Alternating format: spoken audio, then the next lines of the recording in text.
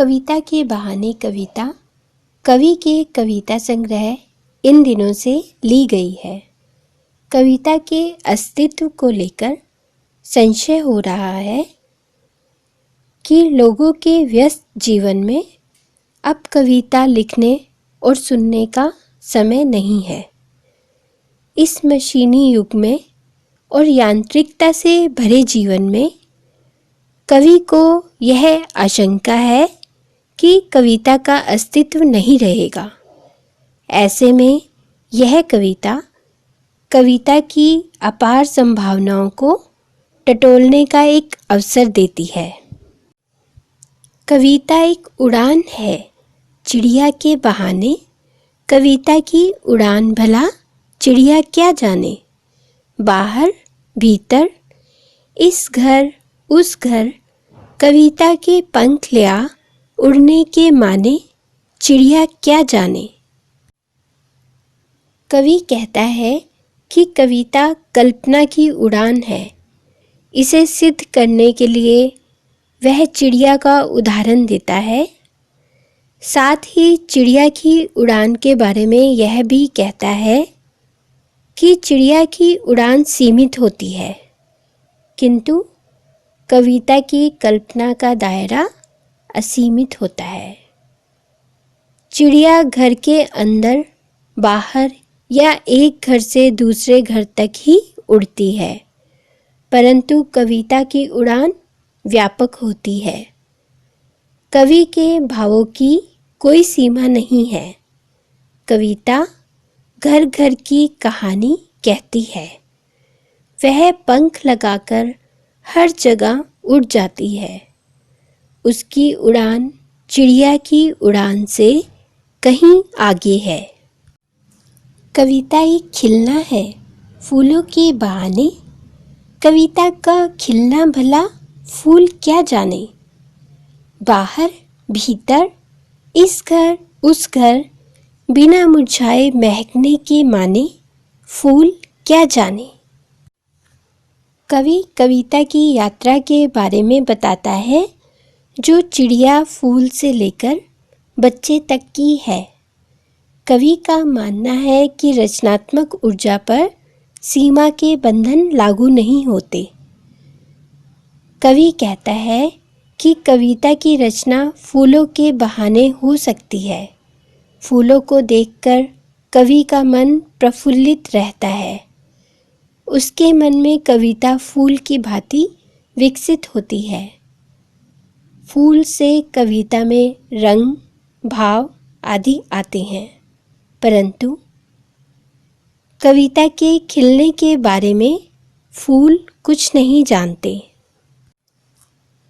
फूल कुछ समय के लिए खिलते हैं, खुशबू फैलाते हैं, फिर मुरझा जाते हैं। उनकी परिणति निश्चित होती है, यानी उनका अंत निश्चित होता है। वे घर के अंदर बाहर एक घर से दूसरे घर में अपनी सुगंध फैलाते हैं, परंतु शीघ्र ही नष्ट हो जाते हैं।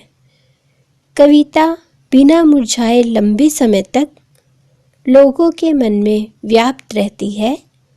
इस बात को फूल नहीं समझ पाता। कविता एक खेल है बच्चों के बहाने। बाहर भीतर यह घर वह घर सब घर एक कर देने के माने, कच्छ ही जाने। कवि कविता को बच्चों के खेल के समान मानता है।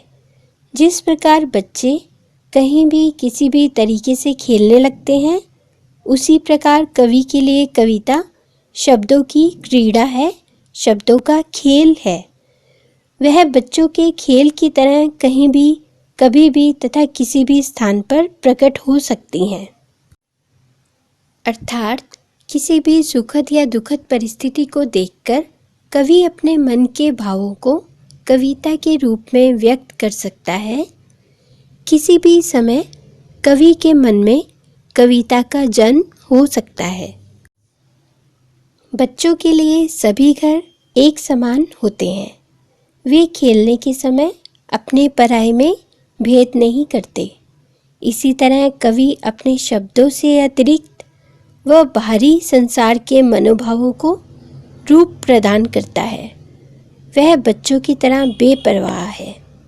जो कवि के मन में आता है वह उसको बेपरवाह होकर व्यक्त करता है। कविता पर कोई बंधन लागू नहीं होता।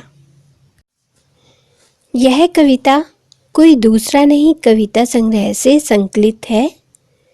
इसमें कथ्य के द्वंद्व उकेरते हुए भाषा की सहजता की बात की गई है। हर बात के लिए कुछ खास शब्द नियत होते हैं, ठीक वैसे ही जैसे हर पेज के लिए एक निश्चित खोंचा होता है। अब तक जिन शब्दों को हम एक दूसरे के पर्याय के रूप में जानते रहे हैं, उन सब के भी अपने अर्थ होते हैं। अच्छी बात या अच्छी कविता का बनना सही बात का सही शब्द से जुड़ना होता है, और जब ऐसा होता है तो किसी दबाव या अतिरिक्त मेहनत की जरूरत नहीं होती। वह सहूलियत के साथ हो जाता है। सही बात को सही शब्दों के माध्यम से कहने से ही रचना प्रभावशाली बनती है। बात सीधी थी, पर एक बार भाषा के चक्कर में जरा टेढ़ी फंस गई। उसे पाने की कोशिश में भाषा की उलट पालट, तोड़ा मरोड़ा, घुमाया फिराया कि बात या तो बने या फिर भाषा से बाहर आए, लेकिन इससे भाषा के साथ साथ बात और भी पेचीदा होती चली गई। इस कविता में कवि ने कविता की रचना करते समय कविता में भाषा की सहजता की बात की है और बताया है कि अक्सर चमत्कार के चक्कर में भाषा दुरूह हो जाती है। कवि कहता है कि वह अपने मन के भावों को सहज यानी सरल रूप में अभिव्यक्त करना चाहता था, परंतु समाज की प्रकृति को देखते हुए उसे प्रभावी भाषा के रूप में प्रस्तुत करना चाहा। समाज उस कवि को श्रेष्ठ मानता है जो कठिन भाषा और कठिन शब्दों का प्रयोग करता है। इसी कारण से कवि ने भी अपनी कविता में कठिन भाषा का प्रयोग करना चाहा, पर भाषा के चक्कर में भावों की सहजता नष्ट हो गई। कवि कहता है कि मैंने मूल बात को कहने के लिए शब्दों, वाक्यांशों, वाक्यों आदि को बदला, फिर उसके रूप को बदला तथा शब्दों को उलट पुलट कर प्रयोग किया। कवि ने कोशिश की कि या तो इस प्रयोग से उसका काम बच जाए या फिर वह भाषा के उलट फेर के जंजाल से मुक्त हो सके, परंतु कवि को कोई भी सफलता नहीं मिली। उसकी भाषा के साथ साथ कथ्य भी जटिल होता गया। सारी मुश्किल को धैर्य से समझे बिना मैं पेंच को खोलने के बजाय उसे बेहतर कसता चला जा रहा था, क्योंकि इस करतब पर मुझे साफ सुनाई दे रही थी तमाशबीनों की शाबाशी और वाह वाह। कवि कहता है कि जब उसकी बात पेचीदा हो गई तो उसने सारी समस्या को ध्यान से नहीं समझा। हल ढूंढने के बजाय वह और अधिक शब्द जाल में फंस गया। बात का पेच खुलने के स्थान पर टेढ़ा होता गया और कवि उसे अनुचित रूप से कसता चला गया। इससे भाषा और कठिन हो गई। शब्दों के प्रयोग पर दर्शक उसे प्रोत्साहन दे रहे थे, उसकी प्रशंसा कर रहे थे। कवि ने दर्शकों को तमाशबीन बताया है, क्योंकि कवि की कविता में भाषा जटिल होने के साथ साथ दर्शकों की वाहवाह और तालियों की आवाज़ और अधिक बढ़ती जा रही थी। आखिरकार वही हुआ जिसका मुझे डर था। जोर जबरदस्ती से बात की चूड़ी मर गई और वह भाषा में बेकार घूमने लगी। हार कर मैंने उसे कील की तरह उसी जगह ठोक दिया। ऊपर से ठीक ठाक, पर अंदर से न तो उसमें कसाव था। बात ने जो एक शरारती बच्चे की तरह मुझसे खेल रही थी, मुझे पसीना पोंछते देखकर पूछा, क्या तुमने भाषा को सहूलियत से बरतना कभी नहीं सीखा? कवि अपनी बात कहने के लिए बनावटी भाषा का प्रयोग करने लगा। परिणाम वही हुआ जिसका कवि को डर था।